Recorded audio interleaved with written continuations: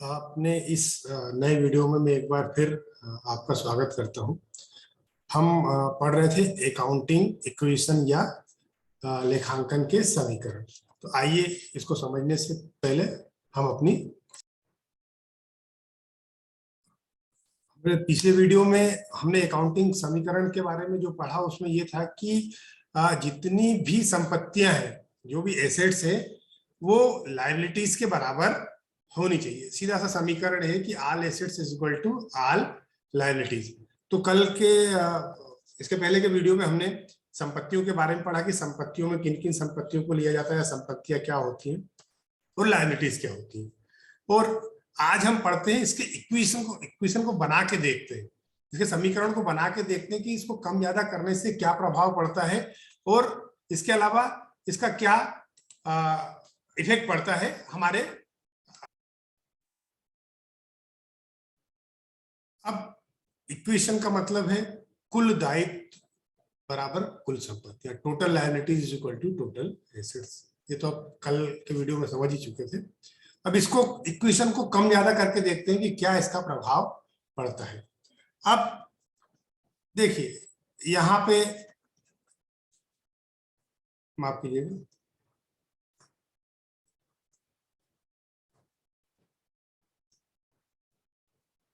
अब दायित्व दो प्रकार के होते हैं, एक इंटरनल और एक एक्सटर्नल, अंदर का दायित्व और बाहर का दायित्व।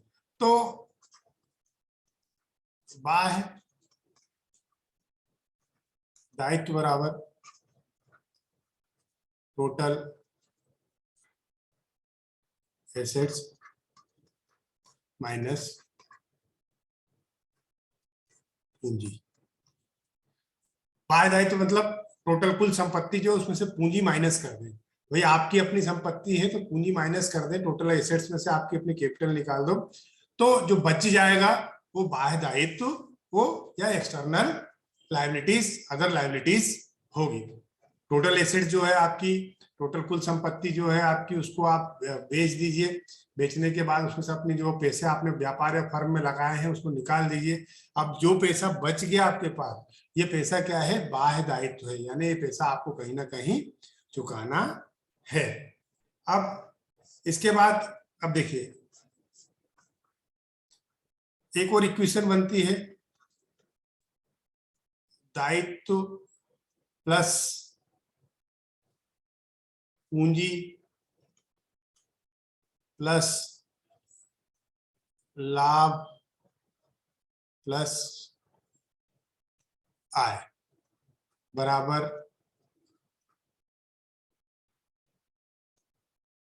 संपत्ति प्लस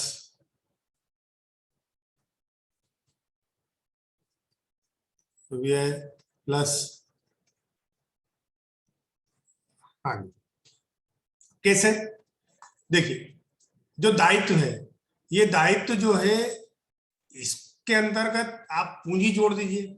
अब चूंकि लाभ जो होगा वो लाभ पे किसका हक है, कंपनी का जो शेयर होल्डर्स है या व्यापार का जो मालिक है उसका, तो ये लाभ उसको देना पड़ेगा, तो ये फर्म का दायित्व हो गया। अगर कोई आय होती है तो आय पे किसका हक है, जिसने पूंजी लगाई है उसका हक है, तो इसको देना पड़ेगा, तो ये भी दायित्व हो गया। इसी प्रकार संपत्ति, संपत्ति में क्या होता है, संपत्ति जिसको बेचकर हम पैसा ले सकते हैं। अब संपत्ति में किसी प्रकार का व्यय या हानि होती है तो भाई अगर व्यय या हानि होगी तो क्या होगा, आपकी संपत्ति बढ़ेगी। कैसे बढ़ेगी, अपने दिमाग में आया होगा ना, संपत्ति बढ़ेगी, बढ़ती नहीं है। लेकिन इक्वेशन की जब बात आती है तो संपत्ति या व्यय यहां से माइनस किए जाते हैं, लेकिन अगर अब यहाँ लाभ जोड़ रहे हैं तो यहाँ दूसरी तरफ या तो इधर से माइनस कर दीजिए या इस तरफ जोड़ दीजिए तो बराबर हो जाएगा। या तो यहां से पूंजी में से माइनस, अगर कोई लाभ होगा तो पूंजी में जुड़ेगा, और लाभ हानि होगी तो पूंजी में से क्या होगी, माइनस होगी। तो या तो इस तरफ ये इज इक्वल टू इसके इस तरफ माइनस करिए, या यहाँ अगर बराबर करना है यहाँ पर जोड़ दीजिए। तो इस प्रकार ये इक्वेशन बनती है, दायित्व प्लस पूंजी प्लस लाभ प्लस आय बराबर संपत्ति प्लस व्यय प्लस हानि, एक्सपेंसेस या लॉसेस। ठीक है। अब इसके बाद अगला जो है, अगली जो इक्वेशन बनती है हमारी, जो पूंजी बराबर संपत्ति माइनस बाह्य दायित्व। देखिए अब पूंजी में से, संपत्ति में से बाह्य दायित्वों का, बाहर जिनको आपको पैसा देना है, जो भी आपकी संपत्ति है, अगर आपकी 1 लाख की संपत्ति है, 1 लाख की संपत्ति में से आपको 30,000 रुपए बाहर किसी को पेमेंट करना है, तो उस पेमेंट करने के बाद जो पैसा बच जाएगा 70,000, वो किसका होगा? आपका होगा, यानी कंपनी के मालिक का होगा। तो वो जो पैसा बचा हुआ है वो क्या कहलाएगा? पूंजी। तो एक इक्वेशन ये बनती है कि पूंजी इज इक्वल टू संपत्ति माइनस बाह्य दायित्व, ये इक्वेशन बनती है। फिर अगली इक्वेशन जो बनती है, सभी डेबिट शेष इज इक्वल टू सभी क्रेडिट शेष। जितने भी डेबिट शेष है, डेबिट बैलेंस जितने हो, जितने क्रेडिट बैलेंस है, दोनों को बराबर होना चाहिए। ये इक्वेशन अकाउंट के अंतर्गत आती है। यानी अकाउंटिंग की जब बात करते हैं, जब हम खाते खोले जाते हैं, तो जो भी डेबिट शेष है और जो क्रेडिट शेष है वो बराबर होना चाहिए। क्यों बराबर होना चाहिए? कि हमारा नियम है कि अकाउंटिंग में डबल एंट्री सिस्टम में 2 खातों पे प्रभाव पड़ता है, एक डेबिट और एक क्रेडिट। आप गोल्डन रूल जाके पढ़ेंगे, मेरे वीडियो देखेंगे, उसमें लिखा हुआ है कि सबका, सारे चीजों का 2 खातों पे प्रभाव पड़ता है, एक डेबिट होता है, एक क्रेडिट होता है, ये नियम ही है। तो इसका मतलब है कि जितने भी बैलेंस है, डेबिट बैलेंस और क्रेडिट बैलेंस है, ये दोनों का बैलेंस बराबर होना चाहिए। ठीक है। इसके बाद एक चीज और है, सभी डेबिट का योग इज इक्वल टू सभी क्रेडिट का योग। अब डेबिट साइड में जो भी लिखा है, जितनी भी एंट्रीज, जितना भी वो डेबिट साइड में करेंगे और जितनी भी एंट्री क्रेडिट साइड में करेंगे, उन दोनों का टोटल बराबर आना चाहिए, इक्वेशन बराबर होना चाहिए। इक्वेशन का मतलब ही हमको ये समझना है कि हमको कहीं कोई गलती ना हो, किसी प्रकार का लिखने में या किसी प्रकार का समझने में हमको कोई गलती ना हो, तभी हम इक्वेशन को समझने की कोशिश करते हैं। फिर इसके बाद एक इक्वेशन और बनती है, वो क्या बनती है? बेचे गए माल की लागत बराबर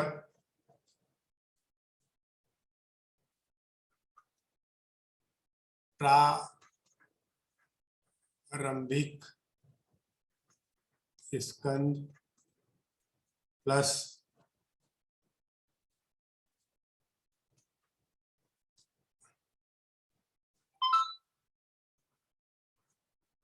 शुद्ध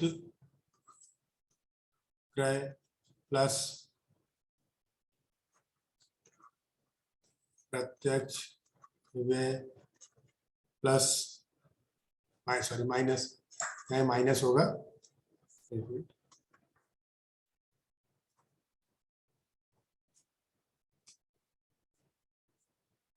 माइनस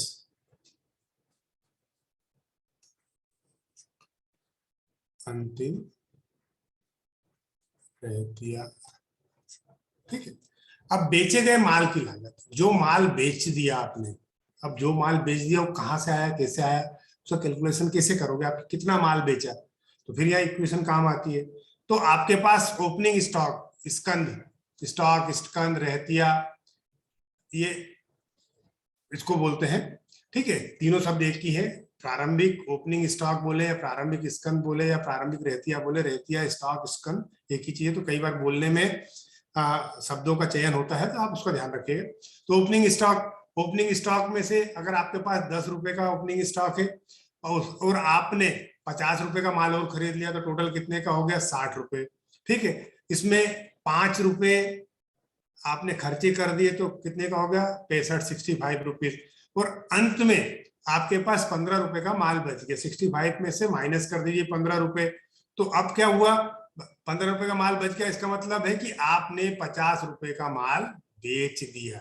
इक्वेशन हो गई बराबर, हो गई इक्वेशन बराबर ना भाई। टोटल आपके पास 50 रुपए का आपका सेल्स निकल गया। तो बेचे गए माल की लागत बराबर ओपनिंग स्टॉक प्रारंभिक stock plus net purchase plus direct expenses minus closing stock, तो कॉस्ट ऑफ सेल आ जाएगी। ठीक है, ये इक्वेशन हो गई। फिर अगली इक्वेशन की बात करें, अब शुद्ध क्रय क्या होता है?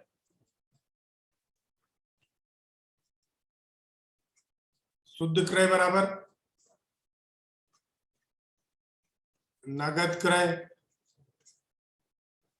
प्लस उधार क्रय माइनस क्रय क्रय वापसी। ठीक है, अब शुद्ध क्रय निकालना हो आपको कि नेट परचेस क्या है, तो आपने कुछ माल नगद खरीदा, ठीक, जैसे आपने 100 रुपए का माल नगद खरीदा और 50 रुपए का माल उधार खरीदा, तो टोटल आपके पास कितना होगा? 150 रुपए का माल हो गया, 150 का। इसमें से 10 रुपए का माल आपने वापस कर दिया। ठीक है, तो अब कितने का माल बचा आपके पास? 140 रुपए का, 140 का। तो जो 140 का माल है, वो जो माल है ये आपका शुद्ध क्रय या नेट परचेस आ गया। तो net purchase is equal to cash purchase plus credit purchase minus purchase return. ठीक, ये इक्वेशन आपको समझ में आ गई। फिर अगली जो इक्वेशन है शुद्ध विक्रय, क्या है इक्वेशन? अगली समीकरण क्या है? शुद्ध विक्रय। शुद्ध विक्रय का मतलब है सेम ऐसे ही नगद विक्रय प्लस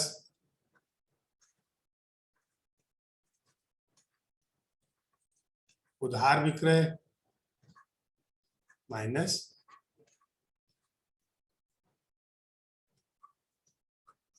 विक्रय वापसी। ठीक है, अब शुद्ध विक्रय का मतलब है नगद विक्रय प्लस उधार विक्रय माइनस विक्रय वापसी। कैसे निकालेंगे शुद्ध विक्रय की? इसकी इक्वेशन क्या है? आपने 200 रुपए का नगद विक्रय कर दिया, 100 रुपए का उधार विक्रय कर दिया, टोटल विक्रय आपका कितना हो गया? टोटल सेल्स कितना हो गया आपका? 300 रुपए। इसमें से 20 रुपए का माल वापिस आ गया, तो अब कितना बचा आपका विक्रय? सेल्स कितना बचा? 280 रुपए का। तो जो 280 रुपए है नेट सेल्स कहलाएगा। तो cash cash sales plus credit sales minus sales return is equal to net sales, शुद्ध विक्रय। ये इक्वेशन आपको हमेशा क्वेश्चन करते समय ध्यान में रखना होगी। अब शुद्ध लाभ, एक और इक्वेशन आती है हमारी शुद्ध लाभ।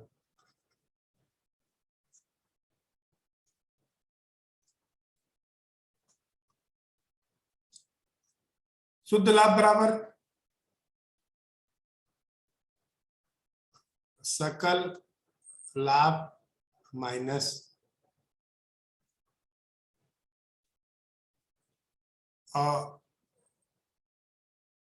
अप्रत्यक्ष व्यय। अब शुद्ध लाभ निकालना है आपको। शुद्ध लाभ नेट प्रॉफिट अगर आपको निकालना है तो जो ग्रॉस प्रॉफिट है, ग्रॉस प्रॉफिट में से इनडायरेक्ट एक्सपेंसेस या अप्रत्यक्ष व्यय आपको माइनस करना पड़ेगा। जो प्रत्यक्ष व्यय रहते हो तो सामने दिख जाते हैं कि भाई आप कोई माल बाजार में लेके बेचने गए, अब बाजार में लेके बेचने गए तो उसको बेचने पे अगर कोई खर्चा होता है तो वो उसमें से उसी समय माइनस हो जाता है। तो जो बच गया वो भाई शाम तक आप जो लेके आए, भाई आपने बाजार में गए, अब बाजार में वहां जाके आपने जो भी माल बेचा वो शाम को घर ले आए। शाम को घर ले आए तो आपको क्या लगेगा कि यार आज तो मैंने 500 रुपए का माल बेच दिया, लेकिन मालूम पड़ा उसको लाने ले आने का खर्चा हुआ था, चाय पानी का खर्चा हुआ था, वो सारी चीजें खर्चे आपने किए। तो खर्चे उसमें से माइनस करने के बाद ये अप्रत्यक्ष व्यय है, अप्रत्यक्ष व्यय माइनस करने के बाद जो आएगा वो आपका नेट प्रॉफिट होगा। भाई जो भी आपने लाभ कमाए 500 रुपए के माल पे, आपको लगा कि अरे मेरी 400 रुपए की खरीदी थी, 400 रुपए की खरीदी पे मैंने 500 में बेच दिया तो 100 रुपए मेरे को प्रॉफिट हो गया। ये एक नॉर्मल सी बात है, इसको ग्रॉस प्रॉफिट बोलते हैं। लेकिन अब आपको ये नहीं मालूम कि इस माल को बाजार तक ले जाने में आपने 10 रुपए भाड़ा भी दिया है और 5 रुपए का खर्चा भी किया है, तो 15 रुपए तो आपने खर्चा कर दिया। तो आपका जो नेट प्रॉफिट है वो क्या होगा कि जो 100 रुपए आपने कमाए थे उसमें से 15 रुपए माइनस करेंगे 15 रुपीज, तो 85 रुपीज आपका नेट प्रॉफिट होगा। तो ये समीकरण क्या बनता है? शुद्ध लाभ इज इक्वल टू सकल लाभ माइनस अप्रत्यक्ष व्यय। फिर अगला है सकल लाभ।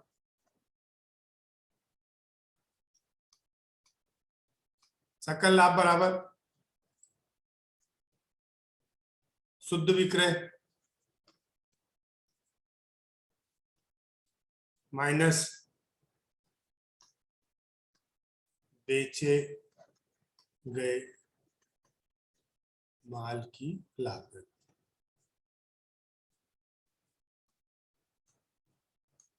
बेचे गए माल की शुद्ध विक्रय का सीधा सा मतलब है कि नगद क्रय और उधार विक्रय माइनस विक्रय वापसी, जो बचा सकल लाभ। अब शुद्ध विक्रय में से जो भी माल बेचा गया, अपना जो माल था, जो माल आपने बेचा, उसकी लागत क्या थी, ऊपर है इक्वेशन देखो, सब एक दूसरे से जुड़ी हुई है।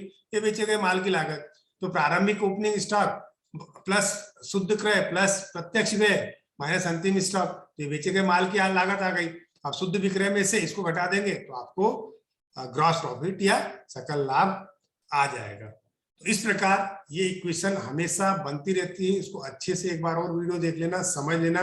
जब आप क्वेश्चन करने जाएंगे तब आपके दिमाग में ये हमेशा चलते रहना चाहिए, क्योंकि वहां पर ये समझाना, हालांकि जब जब क्वेश्चन होंगे तब तब भी ये समझाया जाएगा। जब हम प्रैक्टिकली क्वेश्चन पे आएंगे तो इन चीजों को दोबारा से रिपीट करेंगे, समझाएंगे, लेकिन उस समय इतनी गहराई से इतना समय देके हर क्वेश्चन पे समझाना संभव नहीं हो पाएगा। तो प्लीज एक बार ये वीडियो को देख लीजिएगा और इसको कोशिश करिएगा कि अपने दिमाग में इसको रख सके और याद करने की कोशिश कर सके या समझने की कोशिश कर ले। अंतिम आपने यहाँ तक मेरा वीडियो देखा तो उम्मीद करता हूँ आपको वीडियो पसंद आया होगा। अगर वीडियो में आपको कुछ अच्छा लगा है, कुछ पसंद आया, तो प्लीज मेरे वीडियो को सब्सक्राइब कीजिए, लाइक कीजिए और अधिक से अधिक लोगों तक शेयर कीजिए। धन्यवाद।